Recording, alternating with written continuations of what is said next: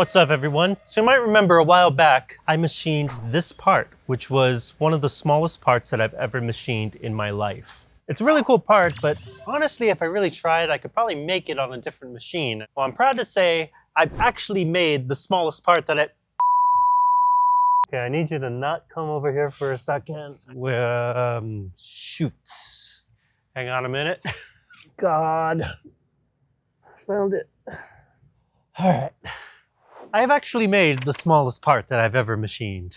I'm at the Tornos SwissNano. Today we're going to be working on two really cool parts. They're actually for my watch. I've got the pin and the collar for the watch bracelet. These are the parts that you use when you're adjusting the bracelet and making the bracelet shorter or longer. You remove the pin and the collar from the link, and then you're able to add or remove more links to your watch bracelet. Obviously, these pieces are very small, so it's really cool we can actually make them on this machine. We'll start off going over the pin first. It's the easier of the two parts, but it's still pretty tricky. The diameter of this pin is 0.9 millimeter, 35 thousandths of an inch. That's very small. It's also rather long for being that small. So the length of it is 18.5 millimeters, almost at 1.5 inches. That means it's pretty flimsy. I think one misconception people have is that small parts are really easy to do. But there are some people where they have a normal lathe and they're quoting out work, something like this, where it's less than 50 thousandths of an inch, and then they run it on their normal lathe and they're like, why is my part bending? Why is it not cutting? The finish on it looks like garbage. The thing is, once you start getting into those small diameters, things get tricky because now you're dealing with material flexing. You need to run sharper tools. Otherwise, you're just pushing down on it and bending the part. You start messing with some of the small drills like the one in our next part that we have. These drills are so small you could break them if you touch them wrong. There is a lot to think about when you're doing small parts like this. But the thing is, you really do need a machine like the SwissNano to do those kinds of parts, especially when you're going to be doing more than just a handful of them. These machines set the standard for doing small parts like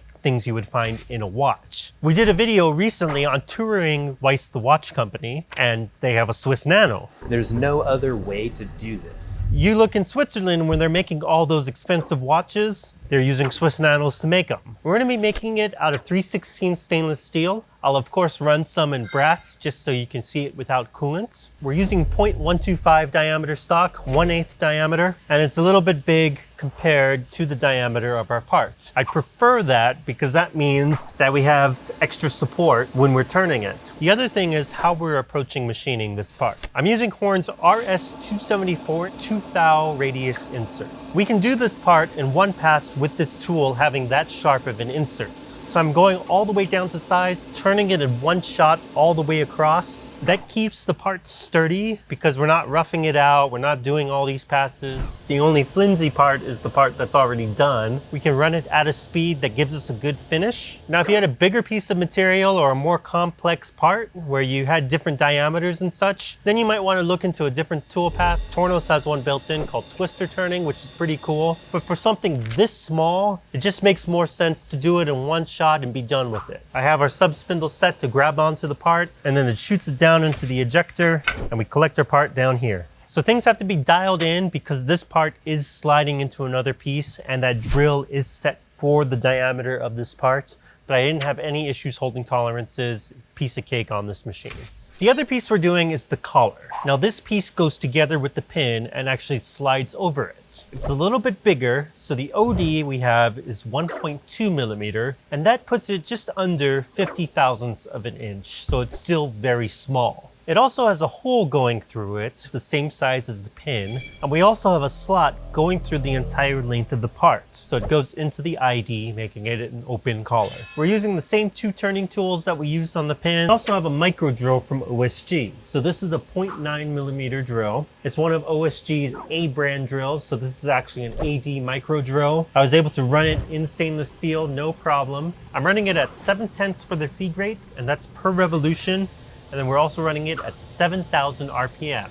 So it wasn't going too slow. It just goes straight in, straight out. I didn't have to do anything crazy to that tool. I just used the built-in offsets that Tornos has when you put those blocks in. Obviously, if you have a longer one or if you have something that's super, super precise, you want to indicate it in within microns to make sure that drill's running fine, but I didn't have any issues with that, so these blocks are set. So the other tool we have is a slitting saw from Horn. I'm using one of their ER11 collet holders. I don't have to fuss with a shank or anything. It's built right into the collet. The thickness of this tool is 10 thousandths. It's what we need for the collar. And we're really just going straight down, feeding out, and coming back up. And then after our slot is put into the part, then we bring in our turn tool. Same as the last part, we're just going straight down to size. We turn the 1.2 millimeter diameter, and then after that, we part it off, and those are our two pieces, the pin and the collar.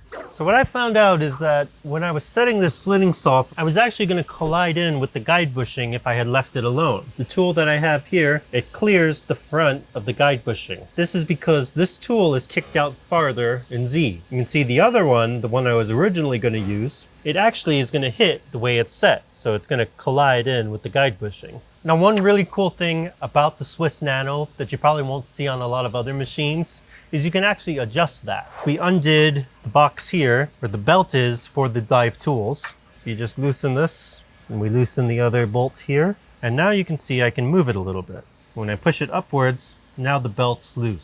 So I can take these blocks off and I can adjust them.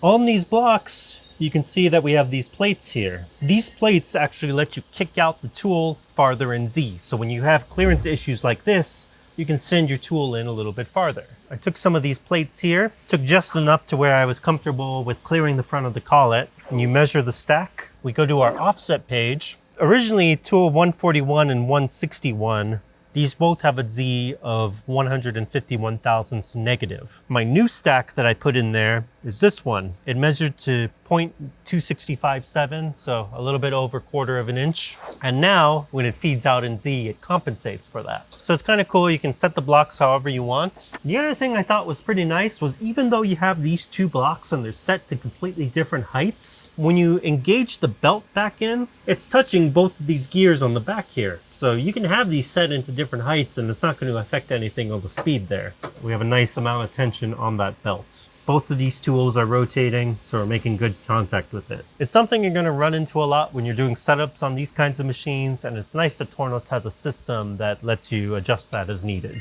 It's crazy that a machine like this can make something this small. I've never done anything like that. I'm very happy with how everything came out. It fits right into my watch, so I can make a bunch of these and have some spares in case I need them. And who knows, this is just the start. Maybe I need to find like a Rolex or something and take it apart and make some cool parts for it.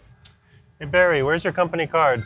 Make sure you check out our website. You can check out our store if you need some tools. And if you're looking for a Swiss machine, like the SwissNano or any of our Tornoses, reach out to Keith. He can hook you up. You need machines in your shop anyway, so why not go through us and support free education? Make sure you like this video, subscribe to our channel, and if you haven't already, make sure you sign up for Boombastic 2026. It's going to be amazing. Last year was great. This year is going to be even better. And you can see all of these machines in our shop in action. Our early bird pricing expires on July 1st, so use the code here to save 20% off. Why spend more? Sign up now. You're not going to want to miss it. Thank you so much for watching. I'll see you next time.